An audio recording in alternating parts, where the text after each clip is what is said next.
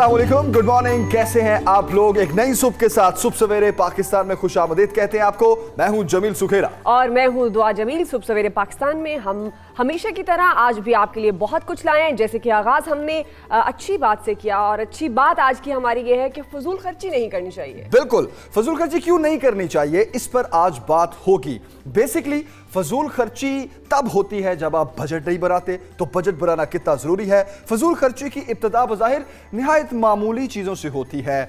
खास तौर पर एक घर है, उसमें हर शख्स की पसंदीदा पेस्ट, साबुन, शैम्पू, कंडीशनर्स और बहुत सी ऐसी चीजें होती हैं जिस पे फजूल खर्ची होती है। अब हम सही कह रहे हैं कि नहीं, क्या ये फजूल खर्ची में आता है कि नहीं, ये आप हमें बताएंगे। जी हाँ, आप हमें कॉल कर सकते हैं और कॉल्स के जरिए आप हमें अपना एक्सपीरियंस शेयर कर सकते हैं कि जो घर में इस्तेमाल होने वाली मामूली चीज़ें हैं, अगर उनमें आप बचत नहीं करते हैं तो क्या वो फजूल खर्ची कहलाएंगी, या आप अगर बचत करते हैं तो उससे आप अपना बजट बना सकते हैं, अपनी रकम को सेव कर सकते हैं और वो आपके काम आ सकती है। कमाने वाला बचत पर लेक्चर देता है तो उजाड़ने वाला एक कान से सुनता है, दूसरे कान से निकाल देता है। कमाने वाले भी उजाड़ देते हैं क्योंकि उनका हाथ खर्चने में बहुत खुला होता है। याद रखें, फजूल खर्ची की वजह से मुख्तलिफ समाजी और मुआशरती बुराइयां भी जन्म लेती हैं और फिर दिखावे का रुझान बढ़ता है। रस्मो रिवाज के नाम पर फिर पैसा खर्च किया जाता है। बिल्कुल, और ब्रांड्स के नाम पर हम इतने कॉन्शियस हो गए हैं कि हम मामूली सी चीज़ भी ब्रांड पर जाते हैं और फिर ब्रांड में भी बड़ी क्वालिटीज़ हैं। ए ब्रांड है, बी ब्रांड है, सी ब्रांड है और फिर हम उसके चक्कर में बहुत सारा अपना बजट ख़राब कर देते हैं। तो उससे नुकसान क्या होता है, हम अपनी सेविंग नहीं कर पाते। फिर ऐसी नौबत भी कभी कभी आ जाती है जब आप अपनी सेविंग नहीं करते हैं और आपकी जो इनकम का सोर्स है वो ख़त्म होता है, तो फिर आप कर्ज लेना शुरू कर देते हैं। और जिनके घर में बेटियां हैं, बेटे हैं, जिनकी उन्होंने शादियां करनी होती हैं, तो डेफिनेट वो जब सेविंग नहीं करते हैं तो वो शादी नहीं कर पाते, और जब शादी करते हैं तो बहुत सा कर्ज ले लेते हैं और फिर वो सारी जिंदगी उस कर्ज को उतारने में लगा। बिल्कुल, ये अच्छी बात की दुआ तुमने। हर वो घर जहां बेटी है, लड़की है, उसकी शादी भी होनी है, वालिदैन उसका जहेज बनाने के लिए तगो दो में तो लगे रहते हैं, लेकिन जब शादी का वक्त आता है तो बहुत सारा भार पड़ जाता है, वजन पड़ जाता है रस्मो रिवाज को पूरा करने के लिए, जहेज बनाने के लिए, कि बातें ना सुननी पड़े। अब ये फजूल रस्मो रिवाज जो हैं, इसमें फजूल खर्ची कितनी हो रही है, इस पर भी आज हम बात करेंगे। और आज बहुत कुछ होगा। आपने हमारे साथ रहना है, शो देखते रहना है, अपना फीडबैक देते रहना है कॉल्स के जरिए, और साथ साथ अपना इनपुट यानी अपनी राय भी देनी है। तो अब हम अपने पहले सेगमेंट की तरफ बढ़ेंगे और वो है भट्टी साहब की तरफ हम जाते हैं। शहर इख्तिदार का रुख करते हैं। कोई बड़ी ब्रेकिंग न्यूज है, ब्रेकिंग न्यूज भी है, एक्सक्लूसिव स्टोरीज भी हैं, तो भट्टी साहब के पास चलते हैं वक्त ज़ाया किए बगैर। सुहेल भट्टी साहब, अस्सलाम वालेकुम, कैसे हैं आप? क्या खबरें हैं आज की? वालेकुम सलाम, गुड मॉर्निंग सुखेरा साहब। मैं बिल्कुल खैरियत से हूँ। आपने एक बड़ा अच्छा टॉपिक का टेकअप किया फजूल खर्ची से मुतल्लिक। तो मैं यही सोच रहा था कि फ़जूल खर्ची अगर किसी फ़र्द वाहिद की ज़िंदगी में हो तो उसके लिए भी ठीक नहीं होती, और अगर पाकिस्तान जैसे मुल्क के हुकूमती मामलात के अंदर फजूल खर्चियाँ हो रही हों तो वो भी बहुत नाकाबिले तलाफ़ी नुकसान पहुँचाती हैं। ये हमारे यहाँ तो वफाकी हुकूमत का बजट भी अप्रूव होता है, लेकिन हर साल यही प्रैक्टिस होती है कि फ़जूल खर्चियों के बाइस हम बजट से बहुत ज़्यादा एक्सीड कर जाते हैं। तो पाकिस्तान तहरीक इंसाफ का ये पहला बजट होगा, तो मई के अंदर पता चलेगा कि उन्होंने किस हद तक फजूल खर्चियाँ की हैं या किस हद तक बचत करने में कामयाब हुए हैं। तो हम जो हमारी जो पहली स्टोरी है वो अपने नाज़रीन के साथ हम शेयर करेंगे। ये मामला है जो मौसम सरमा में घरेलू सार्फिन को बिलखसूस भारी गैस के बिलों का सामना करना पड़ा था, और उसके बाद वफाकी हुकूमत ने, वज़ीर-ए-आज़म ने यह अनाउंसमेंट की थी कि हम इसका तहक़ीक़ात करवाएंगे, अजाला करेंगे। मौसम सरमा तो ख़त्म हो चुका है और मौसम गर्मा की अब आमद है, लेकिन ये भारी गैस के बिलों का तनाज़ा ख़त्म होने का नाम नहीं ले रहा। गुज़श्ता रोज़ वज़ारत तवानाई के दोनों डिवीज़न में, जिसमें पेट्रोलियम डिवीज़न और पावर डिवीज़न शामिल है, दोनों के वज़रा और सेक्रेटरीज़ की जानिब से कुछ सहाफ़ियों को बुलाकर in camera off the record briefing दी गई। ऑब्जेक्टिव उसका ये था कि हम मज़ीद बिजली और गैस महंगी करने जा रहे हैं और आप लोगों ने आने वाले दिनों में मज़ीद परेशान नहीं होना, क्योंकि हमारे पास कोई और ऑप्शन नहीं है। उनसे क्वेश्चंस भी हुए कि आपने कौम से वादे किए थे कि जो बिजली का ज़या है या गैस की चोरी है, अरबों रुपए मालियत की होती है, आप उसको रोकने में किस हद तक कामयाब हुए हैं, आप सिस्टम के अंदर बेहतरी लाने में किस हद तक कामयाब हुए हैं। तो इन सवालों के जवाबात उनके पास कोई नहीं थे, सिर्फ यही ऑप्शन था कि ये हमारे सामने शीट आई है, IMF का भी मुतालबा है, ख़जाने में गुंजाइश नहीं है, हमने इम्प्लीमेंट करना है। सब कल हमें कुछ वर्किंग करने का मौका मिला पेट्रोलियम डिवीज़न में, वहाँ पर मामलात सखेरा साहब बहुत ज़्यादा ख़राब हो चुके हैं। वफाकी वज़ीर पेट्रोलियम डिवीज़न गुलाम सरवर खान साहब उनके जो वजारत के अंदर जो मामलात थे और बिलखसूस जो भारी गैस के बिलों का मामला था, गुज़श्ता रोज़ उन्होंने ये एतराफ़ किया कि उनकी गलती है, उनकी टीम की गलती है, जिसके नतीजे में मुल्क भर के स्पेशली मुल्क के नॉर्थ के इलाकों के घरेलू सार्फिन को खमियाजा भुगतना पड़ा, गलत टैरिफ स्ट्रक्चर बना। अब हम उसको रिव्यू कर रहे हैं और आज इक़्तिसादी राब्ता कमेटी और कैबिनेट कमेटी और एनर्जी के इजलास हैं, उसमें ये रिपोर्ट पेश की जाएगी। लेकिन जब उनसे पूछा गया कि आप तस्लीम कर रहे हैं कि आपकी गलती है, लेकिन आपने कुर्बानी का बकरा बनाया MDC नॉर्दर्न को हटाकर, ये क्या मामला था? तो जिनकी गलती है, आपकी गलती है, तो क्या आप लोगों के लिए भी कोई सजा तजवीज़ की गई है? तो उन्होंने ज़ेर लब मुस्कुरा दिए। हमने जानने की कोशिश की तो पता चला कि पेट्रोलियम डिवीज़न के मामला बहुत ज़्यादा गंभीर हो चुके हैं। तमाम अफसरान के अंदर जो पेट्रोलियम डिवीज़न के अंदर काम करते हैं उनमें एक बेचैनी पाई जाती है, चूँकि टेक्निकल वजारत है और वजारत के अमूर चल नहीं रहे, काम ठप हो चुका है और मिसमैनेज बहुत बड़े पैमाने के ऊपर है और अफसरान अपने खामोशी के साथ गिला शिकवा करते दिखाई देते हैं, परेशान हैं। क्योंकि अगर ये हमारा शोबा ठीक ना हुआ तो पाकिस्तान तरीके इंसाफ की हुकूमत जो बेहतरी लाने का ख्वाब उसने दिखाया था वो पूरा नहीं हो सकता। पहले गैस महंगी गई है, आप आवाम के फायदे की बात करें तो अब ये गैस मजीद महंगी होने जा रही है, ये समझा जाए? जी बिल्कुल यही समझा जाए। और सरवर खान साहब ने कहा, बिल्कुल दो टोक अंदाज में कह दीजिए कि गैस बिल्कुल महंगी होगी, 1 जुलाई से गैस की कीमतों में इजाफा होगा। लेकिन वक्ती तौर के ऊपर ये उन्होंने तसल्ली या तशफ़ी दी है कि जो गुज़श्ता साल सितंबर 2018 में गैस की कीमतों में इजाफा किया गया था 20% से लेकर 143% तक, अब इजाफा उस कदर नहीं होगा, कुछ कम इजाफा होगा, कदर कम होगा, लेकिन इजाफा हम जरूर करेंगे। और पेट्रोलियम पावर डिवीजन के मिनिस्टर ने भी कहा है कि बिजली मजीद महंगी होगी, तो ये सब कुछ महंगा होने जा रहा है। लेकिन जो सबसे बड़ी एक तब्दीली आने जा रही है, जो तवानाई के अंदर इस्लाहात के हवाले से तब्दीली तो नहीं आ सकी, लेकिन वजीर पेट्रोलियम सरवर खान साहब ज्यादा देर पेट्रोलियम डिवीजन के अंदर कायम मौजूद रहते दिखाई नहीं देते। वो खुद भी ज़हनी तौर पर तैयार हो चुके हैं। वो समझते हैं कि अगर वो इस वजारत से अलग हो जाएं तो यही उनके लिए बेहतर है। मामला चल नहीं पा रहे, लिया जा रहा है या जैसे आप कह रहे हैं कि वो बहुत जल्दी इस सीट पर बहुत नजर नहीं आएंगे, बड़ी तब्दीली आने वाली है। ये तब्दीली उनसे जबरदस्ती आ रही है या वो अपनी मर्जी से तब्दीली लाना चाहते हैं? जी देखिए, ये वाहिद ऐसे वजीर होंगे जो इस वक्त जो हम इनसाइड स्टोरी बता रहे हैं वो इस वक्त बिल्कुल तैयार हैं और वो चाहते हैं कि उन्हें वजारत का कलमदान उनका तब्दील कर दिया जाए। और शायद आंदा चंद दिनों तक सरवर खान साहब की वजारत का कलमदान तब्दील कर भी दिया जाए, चूँकि उन्हें खुद ये रियलाइज़ हो चुका है कि वो इस वजारत चलाने में कामयाब नहीं हो सके।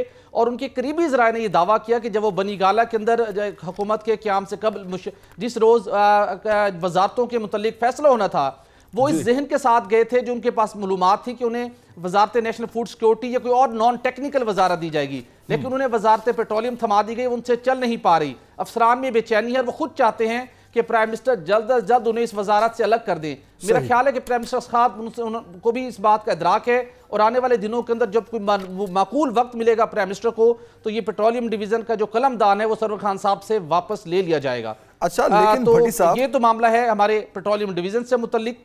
लेकिन भट्टी साहब, समझा क्या जाए? देखिए, एक्स्ट्रा बिल्स का मामला, ये इसी खबर को 3 से 4 दफा हम कवर कर चुके हैं एक्सक्लूसिवली। बहुत कुछ आपने भी हमारे साथ शेयर किया वक्तन फवक्तन। अब मामला ये है, गुलाम सरवर खान साहब समझ रहे हैं कि मैं ये वजारत नहीं चला सकता, मेरे से कलमदान वापस ले लिया जाए। ठीक है, फेयर इनफ। लेकिन हुआ क्या? बिल्स एक्स्ट्रा चले गए, इतने सार्फिन पर बोझ पड़ गया, फिर ये डिसीजन लिया गया कि हम ये रकम वापस करेंगे, फिर अब ये डिसीजन लिया गया कि नहीं जी, गैस तो महंगी करनी पड़ेगी। तो ये बेसिकली हो क्या रहा है? इसको इनकैपेबिलिटी समझा जाए या फिर कोई मजबूरी समझा जाए या फिर कोई ऐसा मामला समझा जाए कि लोग काम नहीं करने दे रहे इनको? अस्करा साहब, अब अगर आप हकीकत अगर जानना चाहते हैं तो हकीकत यह है कि सबसे बड़ी कलीदी जिम्मेदारी आयद होती है असद उमर साहब पर।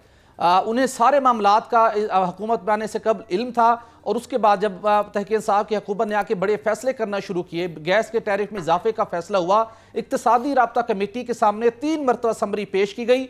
उनकी जिम्मेदारी थी कि उन्होंने देखना था कि कितना रेवेन्यू में इजाफे के लिए टैरिफ बढ़ाना है, अवाम की चीखें ना निकले, अवाम की कुव्वत बर्दाश्त को मद्देनजर रखना है। उन्होंने फैसला करना था, ICC के चेयरमैन वो हैं। लेकिन उसके साथ साथ पहली जिम्मेदारी असद उमर साहब पर आयद होती है, दूसरी जिम्मेदारी जो वजीर पेट्रोलियम है सरवर खान साहब उनके ऊपर आयद होती है, और उसके बाद जिन्होंने टैरिफ स्ट्रक्चर बनाया। ये बात सितंबर 2018 में वाज़ेह हो चुकी थी कि इस टैरिफ को लोग बर्दाश्त नहीं कर पाएंगे। लेकिन अब इस जिम्मेदारी वो वर्बली भी ले रहे हैं कि मुझसे गलती हुई, लेकिन अब उसका खमियाजा भी उन्हें आने वाले दिनों में शायद भुगतना पड़ेगा। बिल्कुल ठीक है भट्टी साहब। असद उमर साहब तो हमें याद है कि वो वक्तन फवक्तन मीडिया टॉक भी करते रहते हैं और फिर बताते भी रहते हैं कि अवाम की भी और चीखें निकलेंगी, तो वो हमें नजर भी आ रहा है।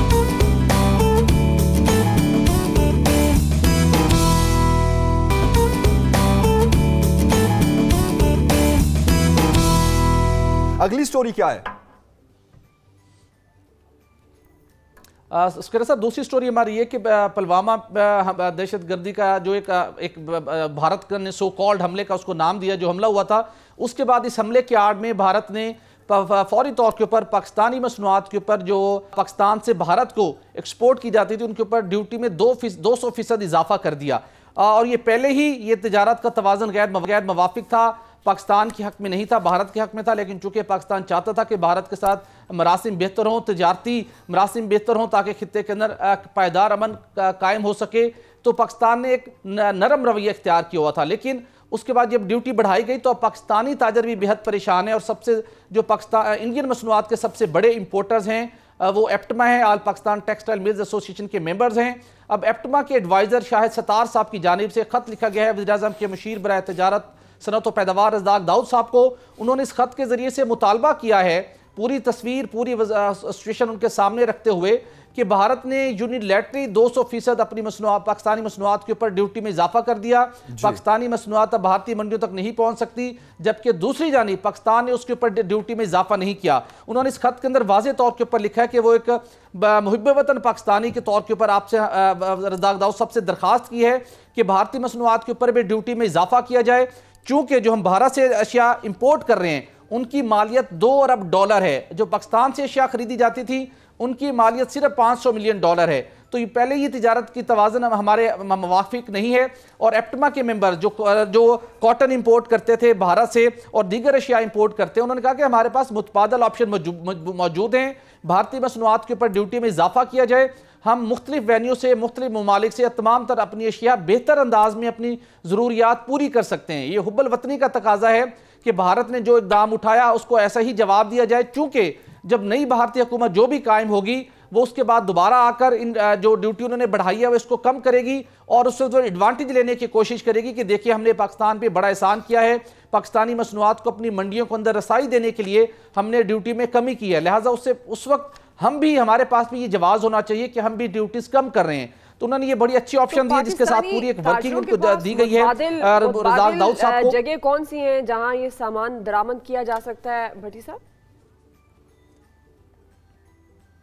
देखिए जो हमारे टेक्सटाइल मिल्स के मालकान है, ये दीगर जो मसनूआत भारत से इंपोर्ट की जाती थी जिसके अंदर कॉटन है, ऑर्गेनिक केमिकल्स है, प्लास्टिक की मसनूआत है, मशीनरी है, मैकेनिकल अप्लाइंसेस हैं, बॉयलर्स हैं और उसके साथ साथ मैन मेड स्टेपल फैब्रिक्स है। ये सेंट्रल एशियन स्टेट से ये चीज़ें मंगवाई जा सकती हैं। उसके साथ इंडोनेशिया से, मलाइशिया से और कुछ दुनिया के दीगर ममालिक से जो चीज़ें एप्टमा के मेंबर्स को और दीगर पाकिस्तानी ताजरों को दरकार हैं वो दीगर मुल्कों से बआसानी इंपोर्ट कर सकते हैं, उन्हें कोई रुकावट नहीं है, कोई मुश्किलात नहीं है कारोबारी पॉइंट ऑफ व्यू से।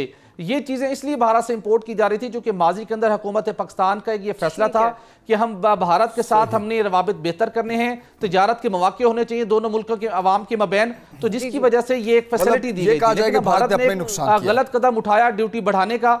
बिल्कुल एग्जैक्टली बिल्कुल कह रहे हैं, भारत ने अपना नुकसान किया, लिहाजा सही। तो भट्टी साहब बिल्कुल आपने बड़ी डिटेल से ये खबर बताई है। नेक्स्ट खबर आपके पास क्या है? वजारत दाखिला ने गैर मुल्कियों के लिए मुल्क के मखसूस इलाकों में जाने पर पाबंदी आयद कर दी, तो इस पाबंदी की कोई खास वजह सामने आई? आज इस पाबंदी को बेसिकली रिव्यू किया गया है चूंकि पाकिस्तान हुकूमत पाकिस्तान सेहत के फ़रोग के लिए कोशा हैं और उसके जिस तरीके से हमने वीज़ा और अराइवल के हवाले से फैसिलिटी दी और उसके बाद पहले ये तरीक़ेकार था कि किसी गैर मुल्की को पाकिस्तान के किसी इलाके में आना है तो पहले आपने NOC हासिल करना है। अब आपने NOC तो हासिल नहीं करना, लेकिन एक वजारत दाखिला ने गुज़श्ता रोज़ एक नोटिफिकेशन जारी किया है जिसके मुताबिक रिस्ट्रिक्टेड एरियाज डिफाइन कर दिए गए हैं जहाँ पर पाबंदी आयद होगी इस नए नोटिफिकेशन के बाद। जहां पर गैर मुल्की नहीं जा सकेंगे, जिसके अंदर हम मुल्क भर के अंदर कंटोनमेंट्स की बात करें, कंटोनमेंट्स के एक सर्टन एरिया तक जहां पर बिल बोर्ड अवेजा नहीं होंगे, जहां पर उनकी एंट्री को रिस्ट्रिक्टेड किया होगा, वहां पर आप नहीं जा सकेंगे, वहां पर गैर मुल्कियों के जाने के ऊपर पाबंदी रहेगी। जबकि कुछ इलाकों के अंदर जहां पर ऐसे बिल बोर्ड अवेजा नहीं होंगे वहां पर आप जा सकते हैं। उसके साथ आज़ाद जम्मू कश्मीर, गिलगित बल्तिस्तान और चित्राल, हमारे जो नॉर्दर्न एरियाज हैं, यहां पर भी जाने के लिए पहले सियाहों को एनओसी हासिल करना पड़ता था। अब वो ये एनओसी हासिल नहीं करेंगे, लेकिन एक मखसूस एरिया के अंदर पाबंदी आयद हाल रखी गई है, जिसके अंदर पाक चाइना बॉर्डर का 10 मील का इतराफ का इलाका है, पाक अफगान बॉर्डर का 10 जो कि वखान कॉरिडोर का कहलाता है, 10 मील के अंदर आप नहीं जाएंगे। अगर वहां पर जाएंगे तो आपको फिर भी एनओसी हासिल करना होगा। आजाद जम्मू कश्मीर में लाइन ऑफ कंट्रोल के 5 मील उसके इतराफ आप नहीं जा सकेंगे। गिलगित बल्तिस्तान में भी जो एलओसी है, जी भट्टी साहब, मतलब कि जा सकते हैं लेकिन उसके लिए एनओसी पहले चाहिए होगा। इसमें कंटोनमेंट्स हैं, कुछ इलाके ऐसे हैं, गिलगित बल्तिस्तान, खैबर पख्तूनख्वा और आजाद कश्मीर, और वजह है सिक्योरिटी इंतजामात, राइट? एग्जैक्टली, बिल्कुल ऐसा है। ऑल राइट सोहेल भट्टी साहब, बहुत शुक्रिया आपका, थैंक यू सो मच। आज आप हमारे लिए एक्सक्लूसिवली लेकर आए थे, और इसमें जो सबसे अहम मामला जिसमें ब्रेकिंग न्यूज़ भी थी आपने कि गुलाम सरवर खान साहब जो हैं, हो सकता है वजारत पेट्रोलियम के ओहदे से वो फारिग हो जाएं, इस्तीफ़ा दे दें, अपना कलमदान वो वापस कर दें। तो सोहेल भट्टी साहब, बहुत शुक्रिया आपका, थैंक यू सो मच।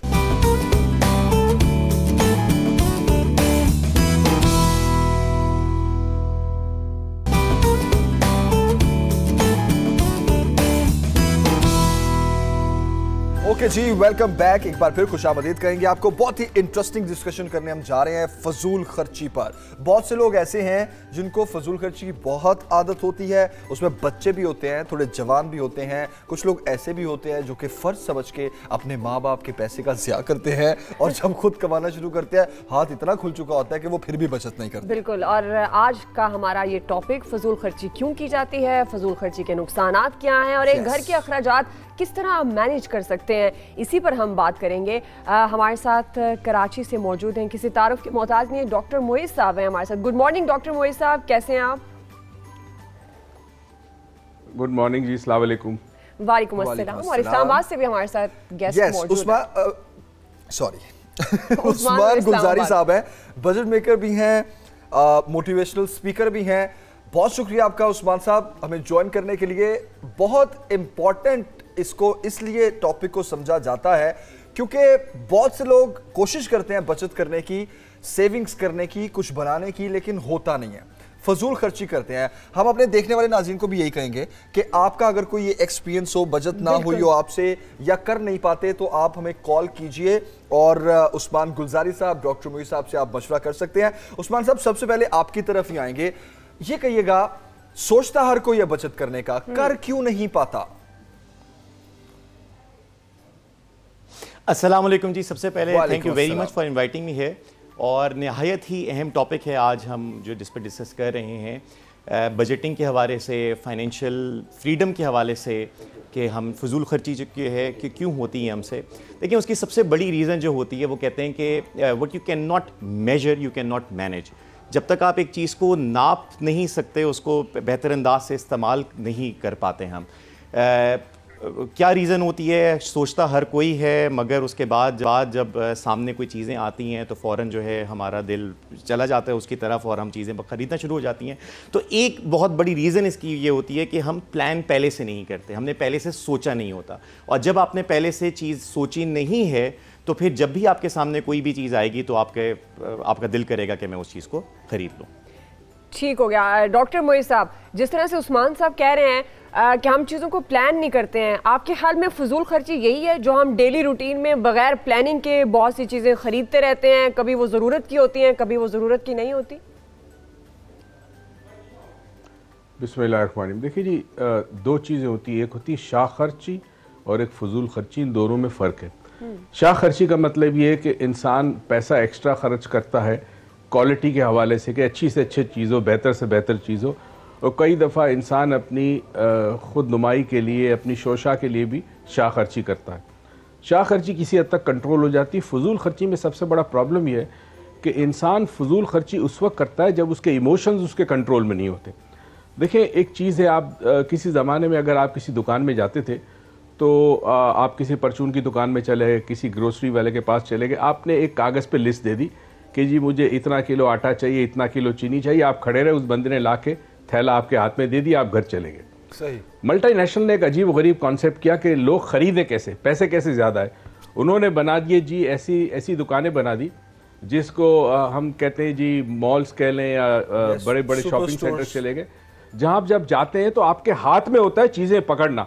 जब आपके इख्तियार में हो गया कि मैं ये चीज उठा लूं तो जरूरत से ज्यादा आप चीजें उठाते हैं, जिसकी वजह सबसे बड़ी है कि जब वो सामने चीजें आंखों के सामने होती है, इंसान के इमोशंस पे कंट्रोल नहीं होता, उसकी फीलिंग्स पे उसको कंट्रोल नहीं होता, तो वो जरूरत से ज्यादा चीजें खरीद लेता है। अच्छा, लेकिन सेकेंडली जो और इंपॉर्टेंट चीज आई वो ये आई, मोहित भाई एक पॉइंट आ रहा है मेरे ज़हन में, एक आपकी इस बात से ना मेरे ज़हन में एक पॉइंट आ रहा है। ठीक है, आजादी तो हो गई कि आपके पास बहुत ज्यादा चॉइसेस होती हैं, आप खुद से उसको बाय कर सकते हैं, लेकिन कुछ लोगों की ये भी आदत होती है ना, वो नई चीजों, इनोवेशंस, नित नए प्रोडक्ट्स की को भी सर्च करते हैं, ट्राई करते हैं, आदत बन जाती है उनकी।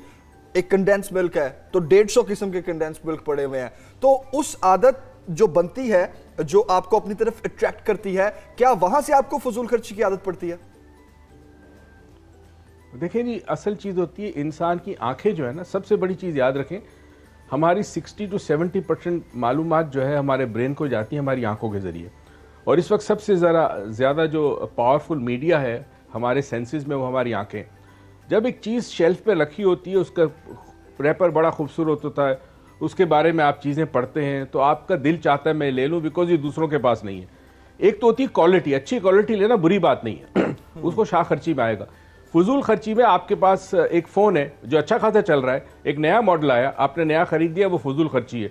दोनों में ज़्यादा फ़र्क नहीं होगा, सिर्फ आप ये चाहते हैं कि आपके पास नया मॉडल हो, उस हवाले से आप फजूल खर्ची करते हैं, क्योंकि इंसान की ज़ात में कहीं ना कहीं कोई कमी होती है जिस तस्कीन को पूरा करने के लिए वो हद से ज़्यादा पैसा बर्बाद करता है। जैसे डिप्रेशन के मरीज होते हैं, उनके बारे में अक्सर मशहूर है कि शॉपaholics हो जाते हैं, ये जाके शॉपिंग करते हैं, वक्ती तौर पर इनका डिप्रेशन कम हो जाता है। तो कहीं ना कहीं एक नफ्सियाती प्रॉब्लम है। अगर आपका इमोशन आपके कंट्रोल में नहीं है तो ये एक नफ्सियाती प्रॉब्लम है। और आप देखिए दुनिया ने एक और काम किया, और वो काम ये किया कि आपकी जेब में 100 रुपया है, आप 100 रुपए की चीज खरीदेंगे, फिर एक आया क्रेडिट कार्ड, जेब में आपके कुछ भी नहीं है, आप 1000 की चीज खरीद ले, बाद में पे करते रहे।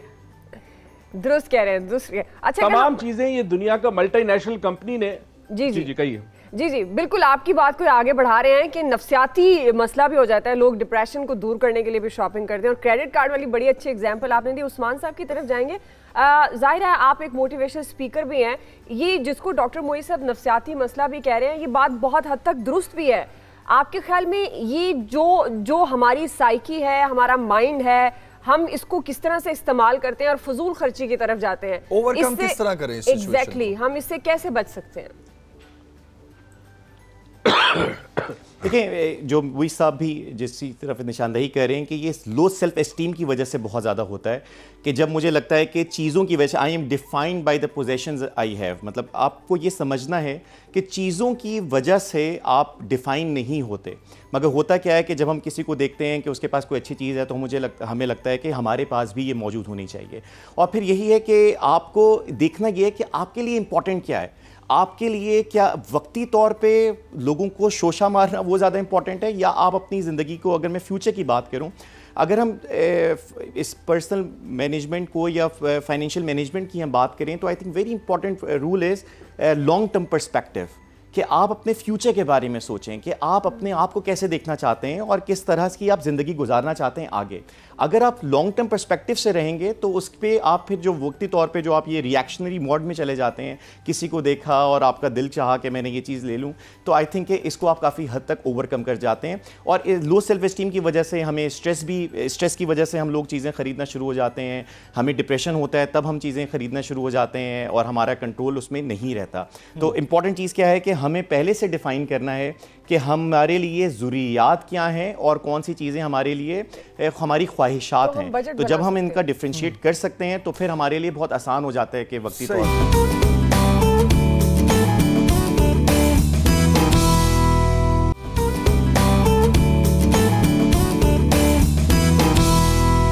फिर भी बहुत सवालात आ रहे हैं मेरे ज़हन में, वो शायद इसलिए आ रहे हैं डॉक्टर साहब आपके सामने ना एक केस स्टडी रखता हूँ और वो केस है मैं ठीक है, मुझे आपने स्टडी का, अब मुझे बहुत ज़्यादा आदत है कि कुछ भी मैं खरीदने गया हूँ तो एक्स्ट्रा चीज़ें लेने की मुझे बहुत मतलब एक रो में जा रहा हूँ, रैक्स देख रहा हूँ, तो फिर मैं दूसरे में चला जाता हूँ, ये भी आ गई, अच्छा ये भी नई चीज़ आ गई, फिर मैं उसको ट्राई करने के चक्कर में बहुत ज़्यादा फजूल खर्ची कर देता हूँ।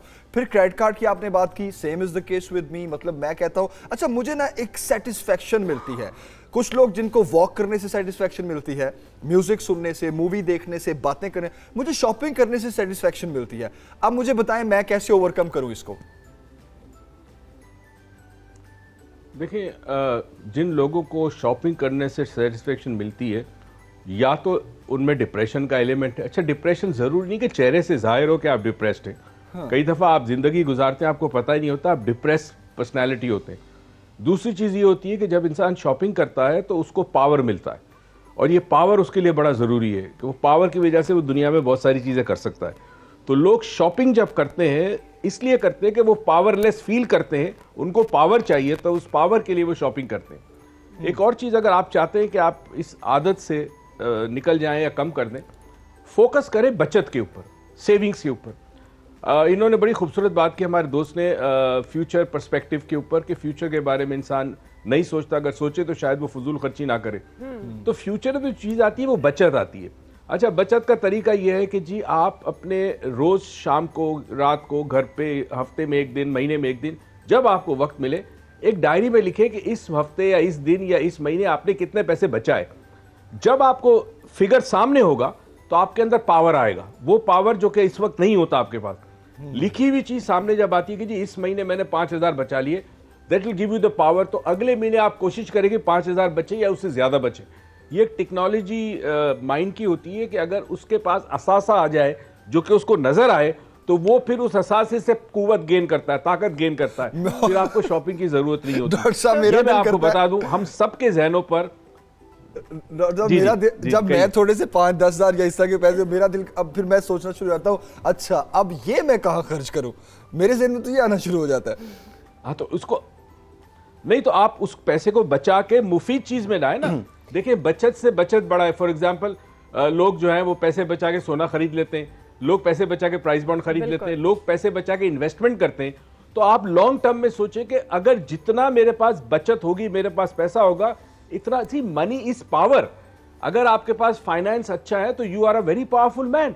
ये क्रेडिट कार्ड इज ये जाली किस्म का, दिस इज अनरियल किस्म का पावर है, जो वक्ती तौर पे तो आपको महसूस होता है, but once the bill comes हर महीने, उस वक्त आप परेशान हो जाते हैं कि यार इतने पैसे खर्च हो गए, ये बिल मुझे देना है। आपको पता है जापान में क्रेडिट कार्ड यूज नहीं होता, वहां के लोग कैश पे काम करते हैं, हर चीज कैश से खरीदी जाती है। और आज देखें उस मुल्क ने कितनी तरक्की की।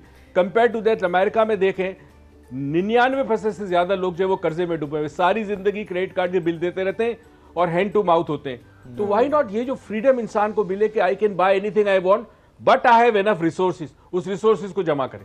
सही, रिसोर्सेज को जमा करना चाहिए। और बड़ी आपने अच्छी बात की, हम समटाइम ये करते हैं कि जब हम खर्च कर रहे होते हैं हम उसको लिखना शुरू कर देते हैं और हम सेव क्या करते हैं वो नहीं लिखते, और फिर पूरा सर्कल ऐसे गुजर जाता है, ओहो 10,000 ज्यादा हो गए, 20,000 ज्यादा हो गए, बचत नहीं होती है। तो उस्मान साहब, आप पहले भी बात कर रहे थे, फ्यूचर के पॉइंट ऑफ व्यू से भी आप बता रहे थे, हम ओवरकम करते हैं। अगर हम घर की सतह पर बात करते हैं तो हम बजटिंग के जरिए, अगर आदत है फजूल खर्ची की या शाख खर्ची की, तो क्या हम बजटिंग के जरिए उस आदत को कम कर सकते हैं कि हम आहिस्ता आहिस्ता नॉर्मल खर्च करना शुरू कर दें?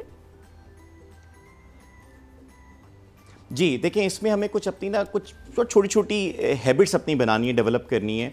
इसमें एक हैबिट जो मैंने पिछले 1.5 साल से फॉलो करना शुरू की और मुझे बहुत ज़्यादा इसका फ़ायदा हुआ, वो ये कि आप अपने 2 अकाउंट्स बना लें। एक आपके सेविंग अकाउंट है और एक आपका जो है एक्सपेंस, जिससे आप अपनी रोज़मर्रा की चीज़ें या अपने जैसे डेबिट कार्ड जिसका आपके पास मौजूद हो और उससे आप निकाल के आप अखराजात कर सकें। पर जो सेविंग अकाउंट है उसका आपके पास डेबिट कार्ड नहीं होना चाहिए ताकि आप टेम्प्ट ना हो उसकी तरफ। दूसरी चीज़, जिस तरह से जमील बात कर रहे थे कि जब हम मार्केट में जाते हैं तो हमारा दिल करता है चीज़ें खरीदने के लिए, आप अपनी एक लिमिट बनाएं। मिसाल के तौर पे जैसे मैंने अपनी ज़िंदगी का एक रूल रखा हुआ है कि अगर मुझे 5,000 रुपये से ज़्यादा कोई चीज़ अच्छी लगती है तो मैं 48 आवर्स उस पर वेट करूँगा। होता क्या है कि हमें कोई चीज़ अच्छी लगती है, हम फौरी तौर पे उसको ख़रीद लेते हैं, फिर जब हम घर आते हैं डिस्कस करते हैं, फिर हमें अंदाज़ा होता है कि यार पैसे ऐसे ही हमने ज़ाया कर दिए और अच्छा था कि हम इसको ना ही लेते। तो ये जो हमें रिग्रेट होना शुरू हो जाती है, उसको बचा करने के लिए क्या है कि हम 48 आवर्स का रूल अगर रख लें, एक अमाउंट रख लें कि जी 3,000 रुपये से ऊपर या 5,000 रुपये से ऊपर जितना भी हम खर्च करेंगे उससे जो है उसका लिए मैं 48 आवर्स वेट करूँगा। अब अगर हम पर्सनल बजटिंग के हवाले से बात करें तो उसमें 3 स्टेप्स मैं सजेस्ट करूँगा कि सबसे पहले तो आप एक फहरिस्त बना लें जितने भी आप अखराजात करते हैं, जितना भी आप सोच सकते हैं कि मेरे किन किन चीज़ों पे अखराजात होते हैं, आप उसकी एक फहरिस्त बना लें। उसके बाद उस फहरिस्त को आप 2 हिस्सों में डिवाइड कर लें, एक फिक्स एक्सपेंसेस और एक वेरिएबल एक्सपेंसेस। फिक्स एक्सपेंसेस आपकी नेसेसरीज़ हैं, नेसेसिटीज़ हैं, जिनको आप किसी भी तरीके से कम नहीं कर सकते, ख़त्म नहीं कर सकते, उसके बगैर गुजारा नहीं होता, और उसकी एक अमाउंट जो है एक ओवरऑल आप अपनी रख लें कि जी ये तो अखराजात होने ही होने। सेकेंड स्टेप आपका होना चाहिए वेरिएबल एक्सपेंस के लिए। अब आपके पास बजट निकालने से पहले आपको एक और स्टेप पे जाना है कि जिस तरह डॉक्टर मुईस साहब बात कर रहे हैं कि हमें सेविंग्स करनी है कि आप 70% इनकम पे जो है आप अपना गुजारा कर सकें। अगर आप 70% इनकम में गुजारा कर रहे हैं, पहले से सेविंग्स कर रहे हैं, और फिर आपके पास जो एक अमाउंट बच जाती है फिक्स एक्सपेंस को निकाल के, सेविंग्स को निकाल के, उसके बाद जब आपके पास एक अमाउंट बच जाती है उसको आप अपनी मर्जी से खर्च कर सकते हैं। उसमें फिर आप अपनी जो जो आपको फ्रीडम चाहिए खर्च करने का कि भाई मैं जो दिल करे वो खरीद लूं, बट उसके लिए आपकी बहुत अच्छी आपने टिप्स दे दी, और यकीनन हमारे देखने वाले इन टिप्स से मुस्तफीद हुए होंगे और वो कोशिश करेंगे आज से अगर वो फजूल खर्च हैं तो वो अपने हाथ को ज़रा समेटेंगे और फजूल खर्ची करने से गुरेज करेंगे ताकि अपनी सेविंग कर सके, अपने आप को पावरफुल बना सकें। बहुत शुक्रिया उस्मान गुलजारी साहब, आप हमारे साथ हैं। अभी हम एक ब्रेक ले रहे हैं। ब्रेक से पहले यूके नाजरीन के लिए एक बड़ी इंपॉर्टेंट इंफॉर्मेशन है जो हमने शेयर करी। यस, यूके के नाजरीन, क्योंकि हमें बहुत ज़्यादा सोशल मीडिया पर मेल्स के थ्रू बहुत से मैसेजेस आते हैं, उसमें जो है डॉक्टर बिल्कीस हो गई या हुमायूं भाई हो गए, डॉक्टर मोइस हो गए, इन सारे लोगों से ये बात करना चाहते हैं, सवाल पूछना चाहते हैं, तो यूके के नाजरीन हमें मेल कर सकते हैं। मेल एड्रेस इस वक्त स्क्रीन पर आप देख सकते हैं, चूँकि टाइम का फ़र्क होता है तो आप हमें मेल कीजिए, हम उसको सारा कंसीडर करेंगे। व्हाट्सएप भी आप हमें कर सकते हैं, उसको हम कंसीडर करेंगे। आपके जो भी सवाल होंगे वो सवाल फिर हम ऑन एयर पूछ के आप उसको फिर देख भी सकते हैं। तो एक ब्रेक के बाद वापस आएंगे। आप देखते रहिएगा सुबह सवेरे पाकिस्तान।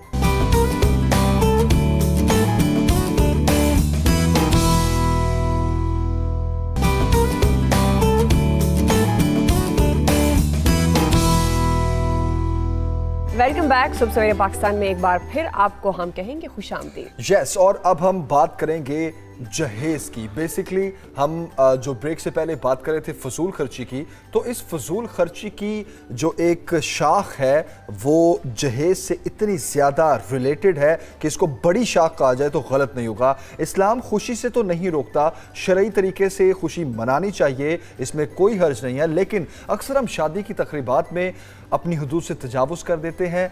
मंगनी से सिलसिला शुरू होता है, लाखों के कपड़े, जेवरात, तहाइफ और उसके साथ साथ खाना, मेहमानों का जमे गफीर, उनकी हॉस्पिटैलिटी, हफ्तों पहले से मिठाइयाँ बांटना, कार्ड्स देना, और फिर शादी के बाद भी इसी तरह ये सारी चीज़ें चलती रहती हैं, महफिलें जमती रहती हैं, और इसमें बहुत ज़्यादा फजूल खर्ची होती है। तरह तरह के महंगे पकवान बनाए जाते हैं ताकि ससुराल वाले और इधर उधर के रिश्तेदार ताने न दें। ये एक बहुत बड़ा अलमिया है कि हम इर्द गिर्द के लोगों का ख्याल रखते हुए बेटी को जहेज़ बहुत सारा दे भी रहे होते हैं, और जो लड़के वाले होते हैं उनके ज़हन में भी कहीं ना कहीं यही चल रहा होता है कि हमने बहुत सारा जहेज़ लेना है। और आजकल बड़े अफसोस के साथ हमारे माशरे में शादी को कारोबार बना दिया गया है कि जो साथ दुल्हन आएगी, जो बेटी, जिनके घर से बेटी आएगी, वो ढेरों का जहेज़ देंगे, गाड़ी देंगे, घर देंगे, तो उनका जो बेटा जो बहुत कमाऊ नहीं है, काम नहीं करता, या उनके पास कुछ है नहीं घर में पहले से, तो वो बहू आएगी तो वो घर भर देगी। ये हमारे माशरे का अलमिया है, लेकिन आज हम इस पर बात करेंगे क्योंकि ये बहुत बड़ा सीरियस इशू भी है। जिस तरह हम ब्रेक से पहले बात कर रहे थे फजूल खर्ची क्यों करते हैं, तो हम अपनी फजूल खर्ची को बचाकर हमारी ऐसी बहनें जो जहेज़ की वजह से अपनी, जिनके बालों में चांदी आ जाती है, जो अपनी उम्र गंवा देती हैं, सिर्फ उनके वालिदैन अफोर्ड नहीं कर सकते महंगा जहेज़, और जिसकी वजह से उनकी शादियां नहीं होती, तो आप अपनी फजूल खर्ची को कम करके बचाकर उनको दे भी सकते हैं, उनकी शादियां हो सकती हैं। लेकिन सबसे खूबसूरत बात, हमारा दीन इस्लाम इस बारे में क्या कहता है, हमें म्याना रवी, तवाज़न, अदम तवाज़न की बार बार कहा गया है, तो क्या ऐसा मुमकिन है कि हम जहेज के टॉपिक को लेकर इन सारी चीजों को मद्देनजर रख सकें? बिल्कुल, और सबसे बड़ी बात, कितनी अच्छी खूबसूरत बात दुआ तुमने किया कि वो बेटियां जो घरों में बैठी रह जाती हैं सिर्फ इसलिए कि उनके रिश्तेदारों की तरफ से ये ताने सुनने को ना मिले कि अच्छा बेटी को क्या दिया, या फिर लड़के के घर से ये आवाजें आए कि लड़की साथ क्या लाई है। अब आजकल तो गाड़ी साथ आनी चाहिए, बाइक साथ आनी चाहिए, घर होना चाहिए, पैसा आना चाहिए। अब इसको लालच के जुम्मे में लिया जाए या फिर ये कहा जाए कि ये तो फर्ज है भाई लड़की वालों पर कि वो लड़की ने साथ लाना ही है, तो इसमें हो क्या रहा है? बेसिकली हमारा मुआशरा इन सारी चीज़ों में जकड़ता जा रहा है और बहुत सी बेटियां बहनें घरों में बैठी हैं जिनकी शादियां डिले हो रही हैं, उनकी उम्रें गुजरती जा रही हैं, लेकिन सिर्फ इस चक्कर में कि जनाब जहेज में क्या हो या ये होना चाहिए, इस चक्कर में वो शादियां नहीं हो पाती। इस्लाम अब इसमें क्या कहता है, कितनी आसानी है इस्लाम में इन चीज़ों को लेकर, हमारी रहनुमाई क्या है, इस पर हम बात करेंगे। हमारे साथ ऐनुल हक बगदादी साहब हैं, मजहबी स्कॉलर हैं, बहुत शुक्रिया आपका, थैंक यू सो मच। और हमारे साथ एक फजर हैं, एक ऐसा ही केस है, इनसे भी हम बात करेंगे क्या मुश्किलात हैं इनकी ज़िंदगी में। लियाकत एडवोकेट कराची से में ज्वाइन करेंगे, लॉ एंड ऑर्डर क्या है इस पर। और डॉक्टर मोइज हमारे साथ हैं, उनसे भी हम इस पर बात करेंगे कि साइकोलॉजिकल पॉइंट ऑफ व्यू क्या है, क्यों लोग इन चीज़ों में फंसे हुए। लेकिन जमील, उससे पहले मैं चाह रही थी कि हम अपने देखने वालों को ये समझा सकें कि ये जहेज है क्या। तो डॉक्टर मोइज साहब, आपसे आगाज़ करेंगे, ये जहेज है क्या? अगर हम इसको डिफाइन करना चाहें तो हम क्या कह सकते हैं? वो तमाम चीज़ें जो पेरेंट्स अपनी खुशी से देते हैं या उनके माइंड में कहीं ना कहीं चल रहा होता है कि हमने देनी है वरना रिश्तेदार बातें करेंगे, तो एक या फिर जो डिमांड होती है। जी बिल्कुल, या डिमांड होती है, एक लफ्ज जहेज को हम डिफाइन कैसे कर सकते हैं? बिस्मिल्लाहिर्रहमानिर्रहीम। देखें, पहले तो लड़की वालों की तरफ से समझ लें कि जहेज क्या है। वो ये चाहते हैं कि हमारी बेटी जिस घर में जाए उस घर के अंदर उसकी वाह उसकी नाक हो, उसकी वैल्यू हो, तो वैल्यू एडिड एक चीज़ दी जाती है, उसे जहेज कहते हैं। एक तो इंसान है, उसका किरदार है, उसका इखलाक है, उसकी तालीम है, खूबसूरती है, ये तमाम चीज़ें तो डेफिनेटली है, मगर उसको वैल्यू ऐड करने के लिए कोई भी चीज़ दी जाती है कि ससुराल में जाके बेटी कह सके कि जी मेरे माँ बाप ने मुझे ये दिया है, और ये यहाँ से गलती शुरू होती सबसे बड़ी। दूसरी तरफ जहेज का जो कॉन्सेप्ट है वो लालच का है, जो कि लड़के वाले मांगते हैं। और लालच का कॉन्सेप्ट ये है कि जी अब हमने अपने बेटे को इतना पढ़ाया लिखाया, ये सब किया, अगर लड़की आती है और गाड़ी लेके आती है या घर लेके आती है या बाइक लेके आती है, डिपेंड क्या सोशल स्टेटस है, तो वो एक एक्स्ट्रा एडिशनल बेनिफिट हो जाता है। तो उस तरफ से जहेज लालच है, इस तरफ से जहेज सिक्योरिटी है। मेरी बात समझने की कोशिश कीजिएगा। लड़की वालों की तरफ से सिक्योरिटी दी जाती है कि बेटी का मान बढ़ाने के लिए, वहां से लालच है। दोनों सूरतों में ये गलत है, और ये गलत इसलिए है कि जब एक लड़की किसी घर में जाती है शादी करके, तो वो अपनी जिंदगी के जो बाकी अय्याम है, मतलब 40 साल 50 साल, वो एक अजनबी को दे रही है, अजनबी घर को दे रही है। वहां वो उस घर के अंदर एक नई नस्ल का आगाज होगा। तो ये यहाँ के हमारे लड़की के माँ बाप भी इनसिक्योर्ड होते हैं, और आपको पता है हमारे माशरे में लड़की के माँ बाप इनसिक्योर्ड होते हैं। इस्लामी माशरे में बड़ा डिफरेंट है। आई विश हमारे जो अल्लामा साहब है वो इस बात पे आगे रोशनी डाले कि इस्लाम में लड़की का वालिद खुद रिश्ता लेके जाता है लड़के के पास, लड़के वाले नहीं आते देखने के लिए। तो कई दफ़ा हमारे पास ख़वातीन ऐसी हैं, लड़कियां ऐसी जिन्होंने आके कहा कि हमें समझ नहीं आता हम क्या है, शोकेस में रखा हुआ पीस है, एक लड़का आता है अपने माँ बाप को देखता है, रिजेक्ट करता है, फिर चंद दिन के बाद दूसरा आता है। तो क्या हमारी कोई हैसियत नहीं है कि हमारे पास ये चॉइस नहीं है कि हम कह सके हमें ये लड़का पसंद नहीं है या ये लड़का हमें पसंद है?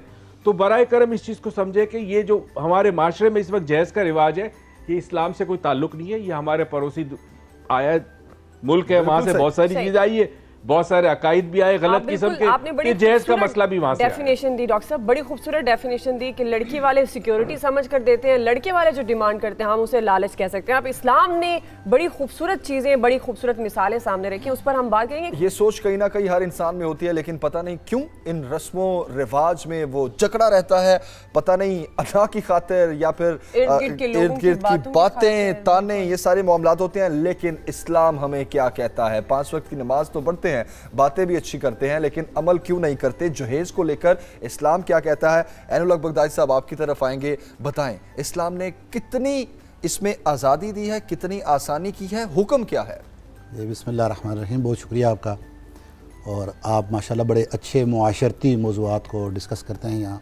Thank you. और आज हमारे मुआशरे की ज़रूरत भी यही है बेशक कि हम बजाय इसके कि इधर उधर की बातें करने के, अगर जो हमारे मुआशरे की सबसे बड़ी ख़राबियाँ हैं उनकी तरफ अगर मुतवज्जे नहीं होंगे तो हम एक अच्छा और ख़ूबसूरत मुआशरा वजूद में नहीं ला सकेंगे।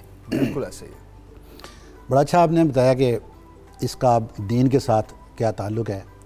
तो मैं एक बुनियादी बात ज़िक्र करूँगा कि इस्लाम की एक बुनियादी वैल्यू है, कोर वैल्यूज़ में से एक वैल्यू है और वो सब पे भारी है। उसके लिए कहा जाता है एतदाल, खैरुल उमूरी औसतुहा, कि हर काम के अंदर जो मयाना रवि है, एतदाल है, ये बेस्ट ऑप्शन है। अब दीन का दुनिया में कोई भी काम आप उठा लें, उसके अंदर एतदाल के रवैये को आप अपनाएंगे तो वो जायज़ और दुरुस्त हो जाएगा। और उसी काम के अंदर आप इसराफ़ की तरफ चले जाएंगे, यानी एक्सट्रीमिस्ट बन जाएंगे या उसके डाउन साइड पे आ जाएंगे, पॉइंट पे, या एंड साइड पे चले जाएंगे, हर दो सूरत में आप गुल्लात में से हैं, वो गलत हो जाएगा। बिल्कुल सही। इसीलिए अल्लाह रब्बुल इज़्ज़त ने जब खाने पीने के लिए भी फरमाया कुलू वशरबू, यानी अब खाना और पीना आपकी बेसिक नीड है, फिर भी फरमाया कि कुलू वशरबू वला तुसरिफू, कि खाओ पियो लेकिन अपनी ज़रूरत के मुताबिक, उसमें इसराफ ना करो, एक्सट्रीमिस्ट ना बनो, आखिरी हद तक मत जाओ। बिल्कुल बिल्कुल सही। इन्नहु ला युहिब्बुल मुसरिफीन, अल्लाह रब्बुल इज़्ज़त इसराफ और फजूल खर्ची करने वालों को पसंद नहीं करता। बिल्कुल सही। अब इसी एतदाल के अमर के ऊपर अल्लाह रब्बुल इज़्ज़त फरमाते हैं कि ला तजअल यदका मगलूलतन इला उनुक़िका, कि अपने इस हाथ को तू अपनी गर्दन के साथ बांध के मत रख ले। गर्दन के साथ बांधने का मतलब है कि बिल्कुल कंजूस और बखील मत बन जा। बिल्कुल सही। वला तबसुतहा कुल्लल बस्ते, और इस हाथ को बिल्कुल खोल भी ना रख दे, यानी कि इतना भी खर्च ना कर कि एक वक्त तेरे ऊपर ऐसा आए कि फ़तक़उदा मलूमन महसूरा, कि आप नादिम और हसरत भरे अंदाज में बैठ जाएं, यानी परेशान होकर बैठ जाएं। तो गोया कि अल्लाह रब्बुल इज़्ज़त कुरान पाक के अंदर इस दीन की जो वैल्यूज़ हमें सिखाता है, उनमें एतदाल का रवैया दिया जाता है। बिल्कुल सही। अल्लाह रब्बुल इज़्ज़त जब सिखाते हैं कि आपने खर्च कैसे करना है, वल्लज़ीना इज़ा अनफ़क़ू, ठीक, इन्फाक है, ये तायुशात नहीं है। इन्फाक का एक माना ये होता है कि आप अपनी ज़रूरियात पूरी करने के बाद रब की राह में क्या खर्च कर रहे हैं, उसकी रज़ा के लिए। लेकिन एक ये है कि अपनी बेसिक नीड पूरी करने के लिए जो आप खर्च करते हैं, तो उन लोगों की सिफात बयान करते हुए तो जहेज से मुताल्लिक ये मैं अर्ज़ करता हूँ, तो उसके लिए फरमाते हैं कि वो जब खर्च करते हैं तो उसमें इसराफ नहीं करते, बल्कि मयाना रवी इख्तियार करते हैं। अब जो आपने इशू लिया है जहेज़ का, जहेज़ बुनियादी तौर पर एक जो अरबी मुहावरे के अंदर भी इस्तेमाल होता है, एक तैयारी के माना में आता है। जब शादी होती है दो ख़ानदानों के बीच में, तो वहाँ पर दो ख़ानदानों के एक लड़का एक तरफ से लड़की, ये मिल के एक नए ख़ानदान की बुनियाद बन रही होती है। उस नए ख़ानदान की बुनियाद के लिए एक तैयारी है। सही। अब अगर आप अरब की दुनिया में, मैं इराक़ में 6.5 साल रहा, वहाँ मैंने एक दिन भी ये नहीं देखा कि लड़की की तरफ से जहेज़ जाता हो। सही। वहाँ पर शादी से पहले लड़का ये तैयारी करता है और वो घर लेगा और उस घर की मुकम्मल जो उसको फर्निश करेगा, जितना उसकी इस्तिताअत है उसके मुताबिक, और फिर उसकी शादी होगी। तो ये बेसिकली जहेज़ का मतलब तैयारी है। अब इसके अंदर जो आज बुनियादी मकसद क्या था, इस्लाम के अंदर वैसे कॉन्सेप्ट इसका कोई नहीं। एक हुज़ूर अलैहिस्सलातु वस्सलाम के अमल से लोग ये इस्तिंबात करते हैं कि आपने हज़रत फ़ातिमा ज़हरा रज़ी अल्लाह ताला अन्हा को जहेज़ दिया, जिसमें वो एक चटाई थी, एक वो कंबल था, एक मशकीज़ा था पानी भरने वाला, और एक चक्की थी। लेकिन यहाँ पर बुनियादी वजह जो है वो जहेज़ आप अलैहिस्सलातु वस्सलाम ने अपने माल में से, अपनी मिल्कियत में से तैयार करके नहीं दिया था, बल्कि जब हज़रत अली रज़ी अल्लाह ताला अन्हु से पूछा गया कि महर के लिए आपके पास क्या है, तो उनके पास इतना माल नहीं था। सही। तो उन्होंने फरमाया कि खुद, बल्कि हुजूर ने पूछा कि आपके पास एक ज़रा आपको मिली थी उस वक्त, वो कहाँ है? तो बताया घर में मौजूद है। तो आप अलैहिस्सलातु वस्सलाम ने फरमाया कि वो ज़रा ले आएँ, उसको फ़रोख्त करें और उसके पैसे से इस निकाह का महर अदा करें। तो वो 400 दिरहम में हज़रत अली रज़ी अल्लाह ताला ने हज़रत उस्मान गनी रज़ी अल्लाह ताला को फ़रोख्त की, सेल की। उससे जो अमाउंट आई वो हुज़ूर अलैहिस्सलातु वस्सलाम की बारगाह में पेश की गई। आप अलैहिस्सलातु वस्सलाम ने वो अमाउंट बिलाल हबशी और 2 और सहाबा थे उनको दी कि इससे सैयदा फ़ातिमा ज़हरा रज़ी अल्लाह ताला अन्हा के लिए शादी के बाद जिस घर में ये जाएंगे, बुनियादी ज़रूरियात ज़िंदगी की तैयारी करें। तो ये जो मैंने अर्ज़ की कि जैसे आज भी अरब में हो रहा है कि एक नए ख़ानदान की बुनियाद डालने के लिए वो तैयारी की जाती है। ठीक है, बड़ी कोई ऐसा कॉन्सेप्ट नहीं है। बहुत आपने अच्छी एग्जाम्पल दी।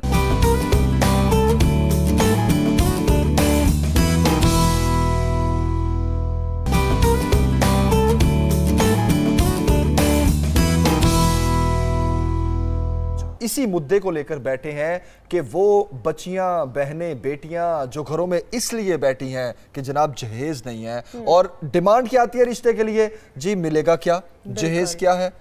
और माँ बाप के ज़हन में भी, जो लड़की के माँ बाप के होते हैं उनके ज़हन में भी यही होता है कहीं ना कहीं कि रिश्तेदार क्या कहेंगे, हमने अपनी बेटी को गाड़ी भी देनी है, घर भी देना है, चाहे उसके लिए जितना कर्जा सर पर चढ़ जाए। और कहीं कहीं तो सूरत हाल ये भी होती है कि लोग शादियां भी नहीं करते। हमारे साथ एडवोकेट हैं लियाकत साहब। लियाकत साहब, आपकी तरफ आएंगे। शरह का भी जैसे बता दिया ऐनुल हक बगदादी साहब ने, और डॉक्टर मोईज साहब ने बड़ी खूबसूरत डेफिनेशन भी हमें जहेज़ की दे दी। हम ये समझना चाहते हैं कि हमारा आइन, हमारा कानून क्या कहता है, और किस तरह के केसेस हैं आपके पास आते हैं या आपके एक्सपीरियंस में होते हैं जो जहेज की वजह से रिश्ते खत्म हो गए, एक्सट्रीम पे चले जाते हैं। हाँ, रिश्ते खत्म हो गए हों, खुला या तलाक के मामलात आ जाते हों जहेज को लेकर।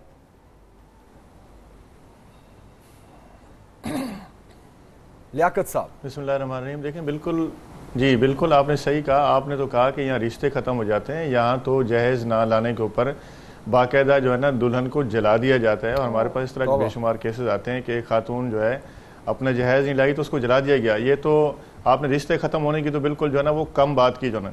लेकिन देखें, ये जो जहेज़ की जो एक लानत है ना, ये हमारे माशरे के अंदर ये एक बहुत पुरानी है। इसके ऊपर हमें काबू पाना पड़ेगा, और इसके अंदर हमारी रियासत को भी जो है ना अपना रोल प्ले करना पड़ेगा कि बेशुमार ख़वातीन ऐसी हैं जिनके रिश्ते जो है ना सिर्फ जहेज़ ना होने की वजह से उनकी शादियाँ नहीं होती, उनकी उम्रें जो है ना बहुत ज़्यादा हो जाती हैं। और जिन बच्चों की शादियां होती हैं, अगर वो जहेज़ कम लेके चली जाएं तो उनके ससुराल वाले या उनके रिश्तेदार जो हैं उनको ताने मारते हैं, उसके ऊपर उनकी शादियां ख़त्म हो जाती हैं। देखें, बिल्कुल आपने अपने इंट्रो के अंदर कहा कि ये शादियां नहीं, हमने एक कारोबार बना कर रखा हुआ है इस मुल्क के अंदर जो है ना। देखें, जिस तरह हमने खाने की डिश के ऊपर पाबंदी लगाई थी, इस तरह जहेज़ के ऊपर भी हमें पाबंदी लगानी चाहिए। लेकिन क्या करें, यहाँ पे जो है ना दिखावा बहुत ज़्यादा है। हमारे पास दिखावा करना होता है, और उसमें अगर किसी पड़ोसी की शादी होती है या किसी रिश्तेदार की शादी होती है तो हम कहते हैं जी देखें फ़लाँ ने इतना जायज़ दिया था, आपकी बहू तो इतना कम जायज़ लेके आई है। और बहुत सारे लोग जो होते हैं वो वहाँ पे जो है ना उकसा रहे होते हैं। ये चीज़ें जो है ना छोटी छोटी जब ये शादियाँ हो जाती हैं, उसके बाद फिर इख्तलाफात शुरू होते हैं। फिर ये इख्तलाफात कोर्टों में आते हैं, और हमने देखा कि यहाँ पे 3-3, 4-4 बच्चों की माएँ जो जिनको जो है ना जहेज़ के ऊपर झगड़ा हुआ, उसके बाद उनको घर से निकाला गया, इवन के बच्चों को घर से निकाला गया। फिर वो ख़वातीन कोर्टों में आई, वहाँ खुला के केसेस फाइल होते हैं, और suit for recovery of maintenance and dowry article case file होते हैं, वहाँ पे हम केस चला रहे होते हैं। तो ये एक छोटी सी जो है ये जो बीमारी है, अगर हम इसका इलाज कर लेंगे तो मेरे ख्याल में जो है घर हमारे टूटने से बच जाएंगे। तो मैं इसमें समझता हूँ कि जहेज़ जो है एक बिल्कुल लानत है। डॉक्टर मोईज़ ने भी बताया और हमारे इस्लामी स्कॉलर ने बताया, अगर आपकी इस्तात है, आपकी बच्ची है, बिल्कुल आपका हक बनता है कि आप उसको शादी कर रहे हैं, आप अपनी इस्तात के मुताबिक दें। लेकिन यहाँ पर जो एक शर्त रख देना, जी गाड़ी लेके आएगी और जो है ना पूरा घर जो हमारा खाली होगा, हमारी बहू आएगी पूरा घर भर देगी, तो ये बात जो है ना गलत है। ठीक है, आप अगर किसी का रिश्ता लेके आ रहे हैं, अगर जो हस्ब तौफीक, किसी के वालिदैन अमीर होते हैं, किसी के गरीब होते हैं, कुछ लोग देने की हैसियत रखते हैं, कुछ लोग नहीं रखते जो ना। ये तो जोड़े आसमानों पे बनते हैं। अगर किसी की शादी होती है, वहाँ पे आते तो उसको आप शादी को जो है ना एक नए खानदान की बुनियाद आप रख रहे हैं, तो वहाँ पे उसको चलाने की कोशिश करें। लेकिन यहाँ पे जो है ना, क्योंकि एक लालच का अंसर है हमारे अंदर, उस लालच और हवस हमारी खत्म नहीं होती, तो उस चीज़ को फिर हम लेके जो है ना ये कई 2 साल तक 3 साल तक इसको लेके हम चलते रहते हैं। इसी के ऊपर फिर हमारा इख्तलाफ बन जाता है और आगे जाके घर टूट जाता है। बिल्कुल लियाकत साहब, आप बिल्कुल ठीक कह रहे हैं। ये इख्तलाफात इतने एक्सट्रीम पर चले जाते हैं कि घर टूटने तक की नौबत आ जाती है, और फिर तौबा इस्तग़फ़ार, मैं कहूँगा जिस तरह आपने एक मिसाल भी दी कि जहेज़ ना लाने पर लड़की को जला दिया गया, ये बीमारी है, ये हमारे मुआशरे की एक बीमारी है, कहीं कम है कहीं ज़्यादा है। और जब ये बीमारी सरायत कर जाती है आपके पूरे जिस्म में, जब आप ज़हनी तौर पर आप में ये शऊर ही नहीं रहता कि यार हम क्या बात कर रहे हैं, तो ये बीमारी फिर खौफनाक सूरत इख्तियार कर जाती है। हम अब फजर से बात करते हैं। अब फजर, आपकी क्या कहानी है? अस्सलाम वालेकुम। वालेकुम सलाम। मेरी कहानी है, मैं ये कहना चाहती हूँ, जहेज़ के बारे में बात हो रही है, ठीक है, तो मैं ये कहना चाहूँगी कि आजकल की लड़कियाँ इतने घर में बैठी हुई हैं, कोई छोटी सी जॉब करती हैं, ठीक है, छोटा सा कुछ अपना उनका काम होता है, ठीक है, वो इतनी परेशान होती हैं, वो ये कहना चाहती हैं कि हमारा रिश्ता कहीं हो नहीं रहा। मैं अपनी बात करती हूँ कि हम देखिए 2 सिस्टर हैं, ठीक है, मैं क्या कहते हैं, तो इन्होंने इतने रिश्ते आते हैं, रोज़ाना लोग इतने रिश्ते आते हैं मसलन कि खाना वगैरह इतना करते हैं, ठीक है, वो खा के चले जाते हैं और यही बात करते हैं इन्होंने हमें क्या देना है, ठीक है।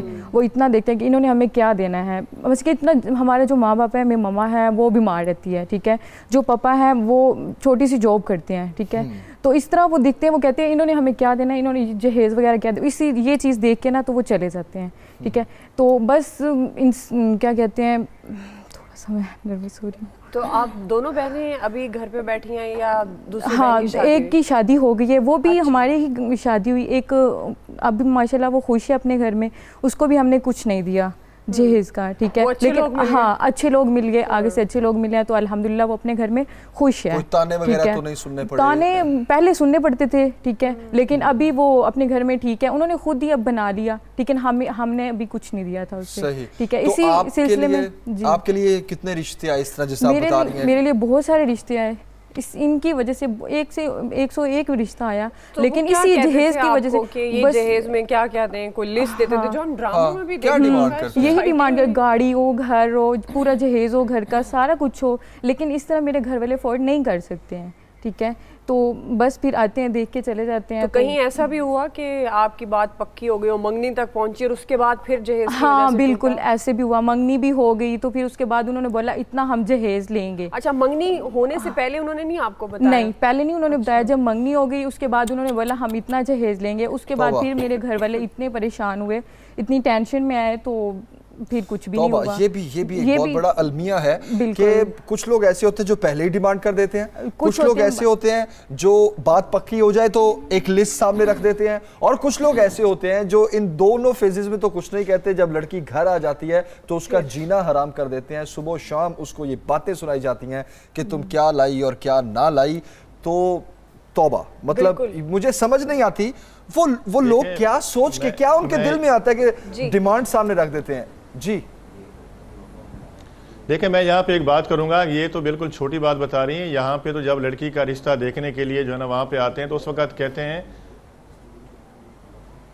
जी लियाकत साहब सुन रहे हैं हम?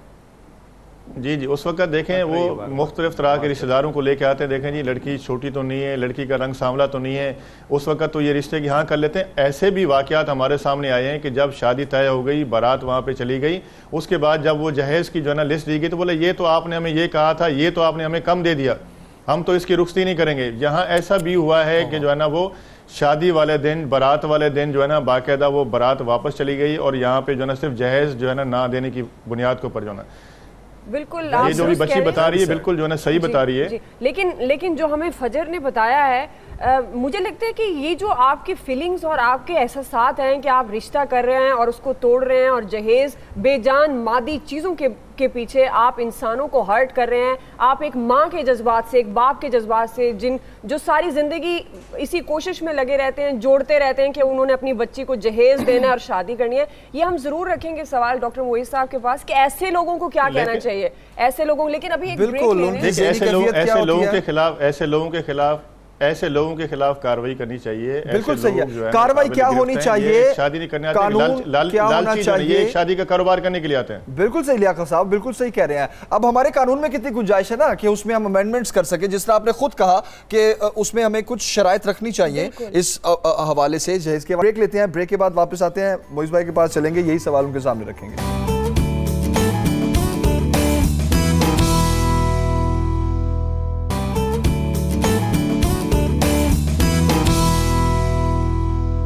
वेलकम बैक सुबह पाकिस्तान में एक बार फिर खुशामदीद कहेंगे आपको। ब्रेक से पहले बात हो रही थी कि वो कौन लोग हैं जिनकी साइकी ये कहती है कि बगैर जहेज के ये शादी नहीं हो सकती।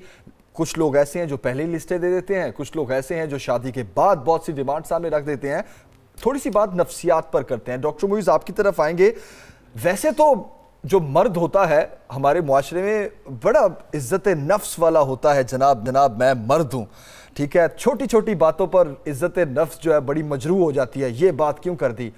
उस वक्त कहाँ वो नफ्स होता है, ये कहाँ वो इज्जत जाती है जब लंबी लंबी लिस्टें लड़की वालों को दे दी जाती हैं, या तलाक तक की धमकियां दे दी जाती हैं शादी के बाद कि नहीं ये चीज़ मंगवाओ अपने मेके से, वरना जाओ अपने ही घर वापस चले जाओ। क्या साइकी क्या होती है ऐसे लोगों की? हमें मेरे ख्याल में इस मसले को आज समझने के लिए कुछ बैकग्राउंड चीज़ें समझनी होगी। पहली चीज़ हमारे यहाँ ये हो गई कि हमने तालीम को इंसान की शख्सियत को निखारने में, बनाने में, किरदार साजी में, जहन साजी में इस्तेमाल नहीं करना। हमने तालीम इसलिए हासिल करनी है कि जब तालीम मुकम्मल हो जाएगी तो जॉब मिल जाएगी, यानी ज़रिया माश होगा। तो तालीम इज इक्वल टू ज़रिया माश। याद रखिए, जब कल्चर के अंदर, जब माशरे में सोच ये हो कि तालीम को हासिल करने का मकसद है कोई ना कोई नौकरी या किसी पेशे में लग जाना, अब यही सोच लेकर जब बच्चा अपनी ग्रेजुएशन कंप्लीट करता है और माँ कहती है कि चलो अब इसकी शादी करें, तो वही सोच माँ बाप के पास है कि उन्होंने इन्वेस्टमेंट किए इतने साल इस बच्चे पे, इसने बीबीए कर लिया, एमबीए कर लिया, बैचलर किसी कोई कर ली, अब यही इन्वेस्टमेंट का रिटर्न चाहिए। और रिटर्न कैसे चाहिए? जिसके साथ शादी होगी वो लड़की गाड़ी ला के देगी या मोटरसाइकिल ला के देगी, फ्रिज ला के देगी, टीवी ला के देगी। तो ये प्रॉब्लम कहाँ से शुरू हुई? प्रॉब्लम वहाँ से शुरू हुई कि हमने तालीम को बेसिकली समझा नहीं कि तालीम इंसान का किरदार बनाती है। Yes. तो अब अगर तालीम और इल्म दोनों एक हैं तो इंसान जितना इल्म हासिल करता है उतना वो उसकी माइंड डेवलपमेंट होती है, उसकी शख्सियत डेवलप होती है, उसका जहन की साजी होती है। हमने ये चीज़ नहीं की। और दूसरा जो ख़तरनाक चीज़ हमने ये कर दी है कि हमारे यहाँ तालीम जो है वो एक कारोबार बन चुकी है। किसी हद तक तो कारोबार होना चाहिए, ज़ाहिर है, टीचर्स को भी तनख्वाह देनी है, स्कूल्स को भी चलाना है, मगर यह बिल्कुल टोटल कारोबार होने का मतलब यह है कि अगर आपके पास पैसा नहीं है तो आप तालीम हासिल नहीं कर सकते। बिल्कुल सही। तो जब ये मोहर लग जाए पैसे की तालीम के ऊपर, तो फिर यही माशरे में होगा, माँ बाप मतलब आपने हर चीज को पैसे में ही तोलना है, उसका रिटर्न मिले उसको। बिल्कुल सही कह रहे हैं डॉक्टर साहब, बिल्कुल सही कह रहे हैं। अच्छा, हमारे साथ एक और गेस्ट है, समीर है हमारे साथ, जरा इनकी स्टोरी सुनते हैं, फिर उस पर हम बात करते हैं। समीर, जरा जल्दी से बताएं आपकी शादी क्यों नहीं हुई, जरा कहानी सुनाएं। हम चाहते हैं हम आपको कुछ ना बताएं, समीर बताएं। जी, वो वालदा ने मेरी शादी का किया, रिश्ता मेरा आ रहे थे तो उन्होंने कहा कि जहेज़ के पूरा जहेज़ मांग रहे थे। वो लड़की वाले? नहीं, लड़की वाले नहीं है, मेरी वालदा ने। अच्छा, आपकी वालदा मांग रही थी। ओके। तो मेरे भाई की शादी हुई थी पहले, तो उन्होंने कहा था वालदा ने कि जहेज़ चाहिए हमें। तो उनकी वजह से मेरी रिश्ता नहीं हो पाया अभी तक। तो क्या एज हो गई आपकी? मेरी होगी ज़्यादा ही होगी, 30 होगी। तो आपने अपनी वालदा को समझाया नहीं कि जहेज नहीं चाहिए, हमें लड़की लेकर आनी है?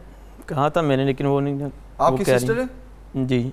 उनकी शादी हुई है? जी जी, 2 सिस्टर की शादी होगी। उनको आपने बहुत जहेज दिया? जी जी, बहुत जहेज दिया। हाँ जी, हाँ जी जी। और शायद यही वो सोच है जो अभी भी आपकी जो वालदा हैं वो चाहती हैं कि अब जो मेरे घर वो करें जहेज लेना है, चीजें साथ लाए। वो करें जहेज चाहिए। मैंने कहा था जहेज नहीं चाहिए हमें। क्या क्या मांगा जहेज में? जहेज में जो होती है देते हैं, जहेज में इलेक्ट्रॉनिक सामान वगैरह सब कुछ। कोई एक्स्ट्रा चीजें, कोई मोटरसाइकिल, कोई गाड़ी, कोई इस तरह की चीज भी मांगी? जी, डिमांड कर रही थी ना वो, इसलिए मैंने की, एज मेरी ओवर हो गई है, अभी मैं किया नहीं है शादी। तो आप क्या चाहते हैं? आप भी चाहते हैं कि लंबी लिस्ट के साथ शादी हो आपकी? नहीं, लड़की के साथ हो? नहीं, मैं कह रहा था बस लेडीज आ जाए, जहेज नहीं, मैंने अच्छा नहीं लगता जहेज लेना। आपको पता है, घर में वालदा को पता है कि आप यहाँ बैठे हैं? जी। बता के आए आप? हाँ जी। उन्होंने पूछा नहीं क्या करने जा रहे हैं? वापस जाएंगे ये भी पूछेंगे। यही मेरा सवाल ये था। वापस जाना है घर? हाँ जी। ठीक है, फिर वालदा पूछेंगी बेटा क्या गुल खिलाकर आए हो? नहीं, फिर कुछ नहीं कहेंगी। कुछ नहीं कहेंगी? वैसे आपको मैं एक बात करूं, आपने बहुत अच्छा इनिशिएटिव लिया है कि आप एक बहादुरी के साथ यहाँ पर बैठे हैं। समटाइम अगर आपके पेरेंट्स सही नहीं कर रहे होते हैं तो औलाद का काम है इज्जत एहतराम के साथ, अगर आप समझ रहे हो उनको आप बता सकते हैं। और अगर इनकी वालदा जहेज की लंबी लिस्ट सामने रखी और ये नहीं चाह रहे हैं तो ये यहाँ पर बैठे हैं, और मेरे ख्याल में इनकी वालदा को अप्रिशिएट करना चाहिए। कहीं ना कहीं उन्होंने अपने बेटे की तरबियत बहुत अच्छी की है। बिल्कुल, और आपको भी इसका अजर जरूर मिलेगा, आपको भी इसका अजर मिलेगा। लेकिन अच्छी बात यह है कि इनकी जो वालदा है वो इस चीज को समझ लें कि नहीं, जहेज के बगैर भी शादी हो सकती है। ये जो आर्जी चीज़ें हैं, मटेरियलिस्टिक होना, ये तो आज है आपके पास, कल नहीं है। आज कम है, कल बहुत ज़्यादा है, आज ज़्यादा है, कल बिल्कुल नहीं होना। तो ये इन चीज़ों पे जो है शादी ना होना, बेटियां घरों में बैठी हुई हैं, एक बेटा भी आ गया हमारे पास, माँ कह रही है जहेज नहीं आएगा तो शादी भी नहीं करेंगे। तो ऐनुल हक बगदादी साहब, आप समीर की कहानी पर क्या कहेंगे? क्या बात है, बड़ी खूबसूरत आपने ना प्रोग्राम को बड़ा अच्छे तरीके से ऑर्गेनाइज किया हुआ है कि जिसमें थ्योरी भी है, जिसमें केस स्टडी भी है, वो आपने टीचिंग मेथोडोलॉजी जितनी है ना उसको पूरा यहाँ इंप्लीमेंट करने की कोशिश की है। अल्लाह करे कि ये सोसाइटी के अंदर इसका असर भी ऐसे ही अंदाज में हो। हमारे जो असलाफ हैं वो हमारे लिए मशल-ए-राह हैं, हमने उनसे सीखना है। इमाम अली रज़ी अल्लाह तआला अन्हु का एक वाक़या मेरे जहन में आ रहा है कि जब सैयदा फ़ातिमा ज़हरा रज़ी अल्लाह तआला अन्हु के विसाल के बाद आपने दूसरी शादी करना चाही तो उनके भाई थे अकील रज़ी अल्लाह ताला अन्हु, तो उनसे वो अंसाब के बड़े मास्टर थे, तो उनसे रिक्वेस्ट की। अब मैं बात ये जो करने जा रहा हूँ वो ये है कि इंतखाब में किस चीज़ को मद्देनज़र रखना है, हमारे लिए मशवरा ये है। बिल्कुल औरत के इंतखाब में किस चीज़ को हमने ख्याल रखना है। बिल्कुल। अब आप जो वो फरमान है आपका वो सुने। आप उनसे कहते हैं कि उन्जुर ली इमरातन कद वलदतहा अल-फहूलतु मिनल अरबी, कि ए भाई मेरे लिए एक ऐसी औरत तलाश करो कि जिसको अरब की किसी बहादुर खातून ने जन्म दिया हो, यानी वो किसी अकदार वाली वैल्यूज़ वाली फैमिली से ताल्लुक़ रखने वाली हो। और फिर आगे फरमाया तज़व्वजुहा फ़तलिदु ली गुलामन फ़ारिसन, ताकि ऐसी औरत से जो मेरी औलाद पैदा हो वो शाह सवार हो। क्या बात, वाह, वो मैदान का, हर मैदान का शाह सवार हो। क्या बात। अब इस जुमले से, और डॉक्टर मोहित साहब की बात को भी मैं आगे बढ़ाता हूँ एजुकेशन पॉइंट ऑफ व्यू से, कि आपने इंतखाब के अंदर वैल्यूज़ को, किरदार को और अखलाक को मद्देनज़र रखा, ना कि माल को देखा। अगर आप माल के ऊपर नज़र रखेंगे तो आप मुफाद प्रस्त मुआशरे को जन्म देंगे। बेशक, कि जिस शख्स ने, एक औरत और एक मर्द जब दो होते हैं तो एक मुआशरा जन्म लेता है। बेशक, तो बेशक। जब पहले ही इब्तिदा आपकी मफाद के ऊपर वो बुनियाद उसकी पड़ रही होगी तो वो आगे औलाद पैदा होगी, वो भी मुफाद प्रस्त होगी। और इस तरीके से मुआशरे के अंदर अगर सब लोग ये काम कर रहे होंगे तो पूरी सोसाइटी हमारी मफाद प्रस्त सोसाइटी कहलाएगी। तो फिर हम ही बैठे हुए ना सोसाइटी के अंदर, कोई और तो नहीं है। बिल्कुल आप सही कह रहे हैं। आजकल तो हमारी सोसाइटी में ये रवाज है कि खाना खाने के बहाने अपने बेटे को चांद समझ के जगह जगह जाती हैं माएँ और वहाँ लड़की पसंद करते हैं, करने उन्होंने रिजेक्ट ही होती है, कुछ ना कुछ बहाना लगा के। लेकिन चलो खाना खाएं, चलो खाना ही खाएं, हो आए जरा इस लड़की के घर से हो आए, उस मजबूरी को किस तरह। बिल्कुल। अच्छा, अब इसमें एक हदीस शरीफ मैं पेश करता हूँ, वो भी एग्जैक्ट औरत के इंतखाब के लिए है कि आपने किन वैल्यूज़ को मद्देनजर रखना है, आपने औरत का इंतखाब करना है। 4 चीज़ें बयान की गई। तुनकाहुल मरअतु लिअरबाइन, 4 चीज़ों की वजह से औरत के साथ कोई बंदा शादी करता है।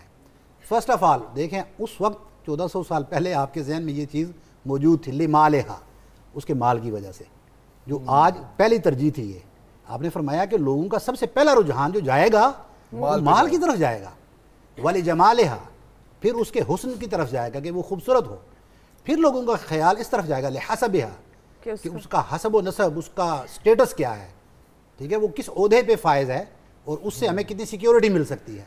और आखिरी फरमाया कि वली दीन हा, और दीन की वजह से। इसके बाद आप अलैहिस्सलाम ये 4 चीज़ें बयान फरमाने के बाद फरमाते हैं फ़अज़फ़रा बिज़ात दीन, कि जिसने दीन की अक़दार को इख्तियार किया वो कामयाब है। भैया कि 4 चीज़ें बयान तो की, जवाज की सूरत वहाँ मुयसर आती है, हराम नहीं किसी के लिए, बिल्कुल। लेकिन उन 4 में से पहली वैल्यू जो कोर वैल्यू है वो दीन है। दीन का मतलब वो नहीं कि वो बाकायदा हिजाब और इन चीज़ों में हो, दीन का मतलब है वैल्यूज हों जिसके अंदर, अखलाक हो, किरदार हो। और ये सारी चीजें सिर्फ लफ्जों और जुबान पर ना हो, बल्कि प्रैक्टिकली हम अपनी जिंदगी में करते हो। दूसरों को मशवरा देने के लिए तो बड़ी बातें होती हैं। प्रैक्टिकली एक मैं अर्ज कर दूं, मेरा घर वाले भी सुन रहे होंगे, मेरे ससुराल वाले भी सुन रहे होंगे, मैंने शादी पे जहेज नहीं लिया।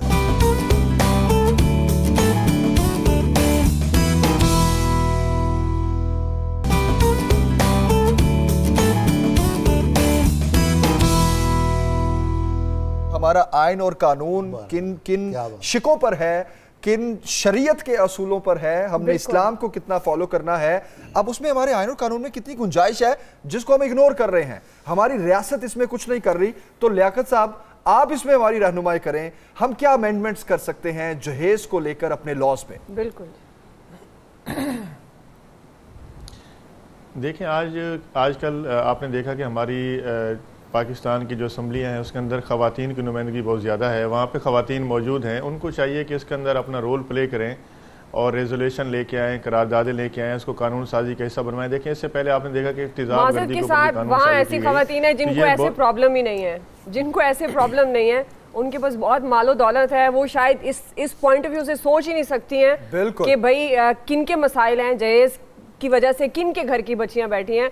तो वैसे हम आइन और कानून में क्या तब्दीलियां ला सकते हैं, आप उस पर बात करें।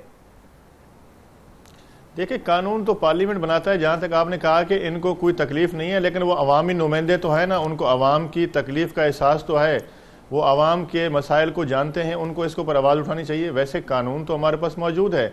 अब अगर एक शोहर की जिम्मेदारी है, वो शादी करता है तो वो अपनी बीवी को चादर चार दीवारी के अंदर रखे, उसको नान नुफ़्का प्रोवाइड करे, उससे ना कि जो है ना वो जहेज़ का मुतालबा करे या जहेज़ की खातिर उसको घर से निकाल दे या उसको जो है ना बच्चों समेत निकाल दे या उसको तलाक दे दे, तो ये तो एक तरीका कार नहीं है जो है ना। लेकिन यह है कि एक मर्द की जो जिम्मेदारी बनती है कि वो जो है ना अपने घर को लेके चले जो ना। अब जहाँ तक कानून साजी तो हमारी पार्लियामेंट कर सकती है या उसके लिए वकला अपनी तजावीज़ दे सकते हैं, बार कौंसिल अपनी जो है ना वो तजावीज़ दे सकती है, कानून पार्लियामेंट का काम बनाना। अच्छा ठीक है लियाकत साहब, आप ठीक कह रहे हैं, लेकिन बेसिकली हम ये जानना चाह रहे हैं कि ये कानून तो है, जैसे नान नफका और ये वाले सारे मामला जो हमारी शिकों में, ठीक है, वो तो ओबे करने हैं। एक खातून अगर अदालत जाती हैं तो ये सारा कुछ अदालत उसको उसके हुकूक लेकर देता है।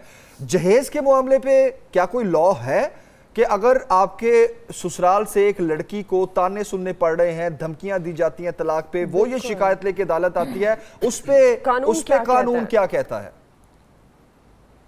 देखिए, इसके ऊपर ऐसा कोई कानून मौजूद नहीं है कि कोई शख्स जो है उससे जहेज़ का मुतालबा कर रहा है या जहेज़ की खातिर उसको निकाल रहा है।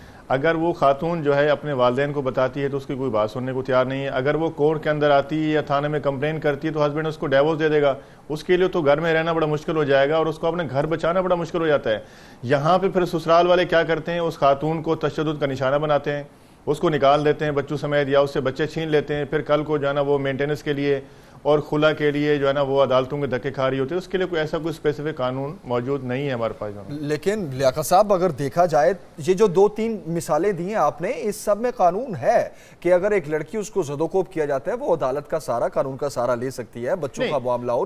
मैंने जहेज से तो नहीं रोक सकती ना, मारपीट का तो बिल्कुल कानून है। अगर यही बेसिकली हम बात करना चाह रहे हैं। लेकिन अगर उसके अंदर भी वो कंप्लेन लेके जाती है तो उसको घर से निकाल देगा, हस्बैंड उसको डिवोर्स दे देगा। बिल्कुल बड़ा मसला है। ये वो रिएक्शंस हैं जो उसको फेस करने पड़ेंगे। तो चूंकि हम बेसिकली यही पॉइंट उठा रहे हैं ना कि कोई कानून नहीं है, कोई लॉ नहीं है और होना चाहिए, यही हम बेसिकली के लिए आपने बना लिया है। तो आप ऐसे जहेज के लिए बने हुए हैं, वहाँ पुलिस पहुंच जाए और चेक करे भाई किसी मतलब शादी हॉल्स पे आप ये तो पाबंदी लगा सकते हैं कि 10 बजे से पहले बंद होने हैं, बड़ा स्ट्रिक्ट लॉ है। 1 डिश होनी चाहिए, बड़ा स्ट्रिक्ट लॉ है, लेकिन इस पे कोई लॉ नहीं है। जी डॉक्टर साहब, देखें, शादी हाल के लिए बाकायदा कानून मौजूद है कि 12 बजे आप बंद कर देंगे। लेकिन यहाँ पे तो जो हमारी इलाका पुलिस है, इलाके के SHO है, वो तो उनसे जो है ना पैसे लेके उनको जो है चलने देता है। ठीक है, और ऐसा किसी जगह पे जो है ना वो शहरों के अंदर जो है ना वहाँ पे पुलिस सख्ती भी करती है और वहाँ शादी में दूल्हे गिरफ्तार भी हुए हैं। डॉक्टर मोइज साहब, आप कुछ कहना चाह रहे हैं? जी, मैं एक, चूंकि अब एंड हो रहा है प्रोग्राम का, तो एक बात बताता चलूँ तमाम वालिदैन जिनके घर में बेटियां और बेटे भी हैं, एक बात अच्छी तरह समझ लें, शादी फ़र्ज़ नहीं है, शादी सुन्नत है। तो एक तो ये जो इनसिक्योरिटी होती है कि मेरी बेटी की शादी नहीं हुई, अल्लाह जाने क्या होगा, ये जहन से निकाल दें। परवरदिगार ने जिसके लिए नसीब में जो लिखा है वो होगा उसका। माँ बाप को क्या चाहिए, ये जो जहेज़ की लानत है और जहेज़ का जो मसला है, इसको इस तरह हम सॉल्व कर सकते हैं। कानून तो अपनी जगह डेफिनेटली लियाकत साहब बात कर रहे हैं, गवर्नमेंट को बनाना चाहिए कानून, मगर जब तक नहीं बनता, माँ बाप अपनी बेटियों का सबसे बड़ा सहारा हो, अपनी बेटियों को इतनी खुद एतमादी दे, इतना भरोसा दे, बेटा जाओ, कोई जिंदगी में प्रॉब्लम हो हम तुम्हारे पीछे खड़े हैं, तुम्हें कोई फिक्र की बात नहीं है। माँ बाप बेटी को इस तरह पालते हैं कि ये एक अमानत है, इसको बस छोड़ना है, हमें किसी घर भेजना है इसको। तो बेटी भी अदम तहफ़्फ़ुज़ का शिकार रहती है सारी जिंदगी। उसके अंदर खुद एतमादी से उसको तालीम दे, वो अपने पैरों पे खड़ी हो, वो मोहताज नहीं है किसी की। तो माँ बाप बच्चों को मोहताज ना, बेटियों को मोहताज ना करें, बस ये मेरा मैसेज है। बिल्कुल सही है, बहुत शुक्रिया डॉक्टर मोइज साहब, बहुत शुक्रिया आपका। आप लियाकत साहब, आप कोई मैसेज देना चाहें, कोई ऐसी कोई टिप, कोई सजेशन, कोई एडवाइस देना चाहें कि लॉ का हिस्सा बना दिया जाए इसको? देखिए, मैं इसमें ये कहूँगा कि हमारी जो ख़वातीन हैं उनको पार्लियामेंट के अंदर इसके ऊपर कानून साजी करनी चाहिए। और दूसरी बात यह है कि एक मैं पेरेंट्स के लिए मैसेज दूंगा कि जो लोग आपसे जहेज़ का नाजायज़ मुतालबा करते हैं, वहाँ पे जो है ना आपको कोई रिश्ता देने की ज़रूरत नहीं है, और ऐसे लोगों को वहाँ से बेइज्जत करके भगाना चाहिए जो रिश्तेदारी के नाम पर जो है ना आके सौदा करते हैं और वो कारोबार करते हैं शादी के नाम के ऊपर जो है ना। ठीक है, बहुत अच्छा मैसेज आपकी तरफ से। मेरा मैसेज ये है, बात को आगे बढ़ाते हुए, है कि एजुकेशन का मतलब है a positive change in behaviour. Education आम की जाए कि जो लोगों के किरदार में मुस्बत तब्दीली लाए। बिल्कुल, वालिदैन के लिए ये है कि अगर किसी के पास बहुत पैसा है और वो किसी को देना चाहता है तो अपने पैसे को, अपने माल को और अपनी आसाइश को दूसरों की तकलीफ़ के लिए इस्तेमाल ना करें। सोसाइटी में रहते हुए जब कोई ऐसा काम आप करेंगे जो आपने जायज़ कर लिया, बहुत सारे लोगों के लिए वो बायसे तकलीफ होगा।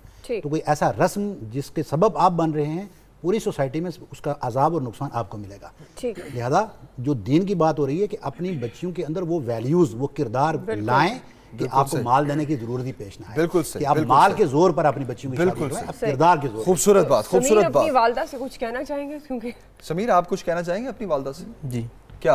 ये नहीं कि अब दिल खोल कर कह सकते हैं ये सर्च करने मेरे लिए शादी करनी थी मैंने, और जहेज ना मांगे, डिमांड ना करें बस। तो आंटी जी बेटा है आपका, बात माने उसकी। बिल्कुल। आप क्या कहना जी मैं ये कहना चाहूँगी कि जहेज़ ना लिया जाए। अब जिनकी इतनी माशाल्लाह 3 से 4 बेटियां हो, वो लोग कैसे जहेज़ दे पाएंगे? तो सुन्नत के मुताबिक ही जहेज़ दिया जाए, कम दिया जाए लेकिन बिल्कुल सही ज़्यादा ना लिया जाए। बहुत आप बिल्कुल ठीक कह रही हैं। लियाकत साहब की एक बात से मैं डिसएग्री करूंगा कि पार्लियामेंट में बैठी खवातीन, क्यों भाई, मर्द क्यों नहीं? मर्द भी तो कानून साजी, ठीक है, मर्द भी तो वो कानून साजी के लिए इसमें अपना किरदार अदा कर सकते हैं। खैर, प्रोग्राम का वक्त खत्म हो चुका है, इजाजत लेते हैं। जी हाँ, अपना ख्याल रखिए, अल्लाह हाफिज।